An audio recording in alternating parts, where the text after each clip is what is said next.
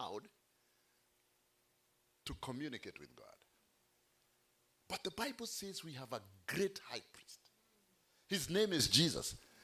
He has passed through. And then, this, it shows that although Jesus was the Son of God, he came down and became a priest. He took the human nature so that he can become a high priest, greater than the high priest on earth. And so, we see the humanity of Jesus. He went through the same stuff we went through. He was weak, he cried, he was hungry. He was just walking with the people. He was doing the same thing. He was a carpenter. He was just a normal person. And he identified with our weaknesses for the sins of the people. Now, they offered intercessions in behalf of the people, pleading for them before God. Oh God, forgive them their sins. And they stood in the gap between God and the people. And Jesus is described to have taken the role of the high priest when he came here. And he passed through the heavens. Now the Bible says in Hebrews chapter 9, verse 11 to 15, describing the high priesthood of Jesus. And it says, but when Christ came as high priest of the good things that are now already here, he went through not a part of this creation. He did not go through the curtain like man did.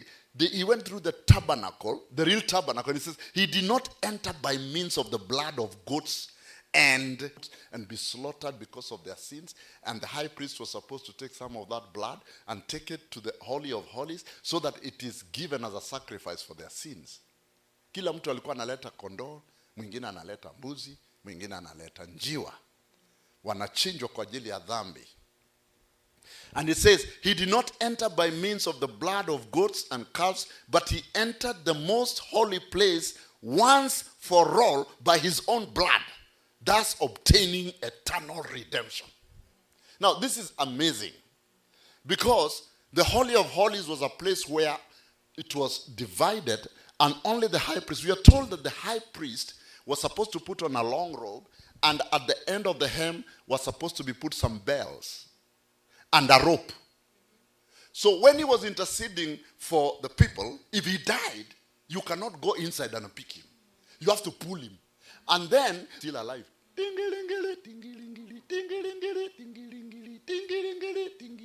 He's still alive.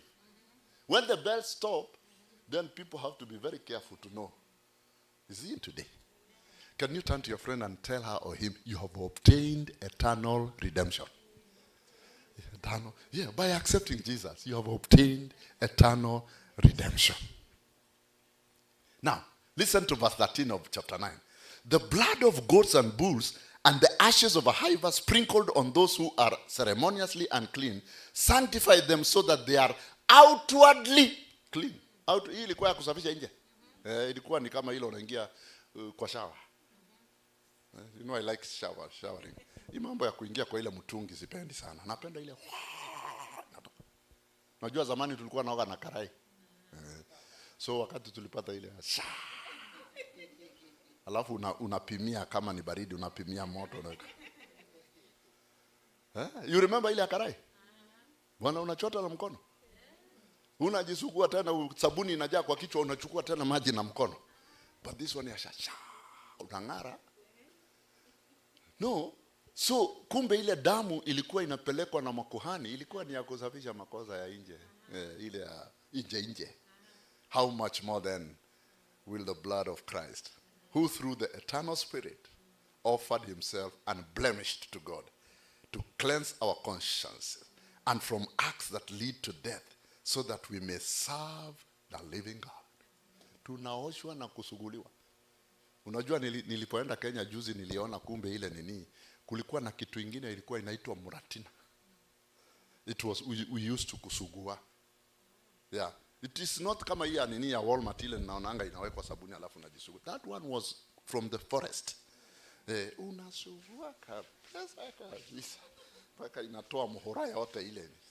Taka yote. It says, but it cleanses our conscience. Inasafisha mpaka dhamiri ya ndani. Hii damu ya Yesu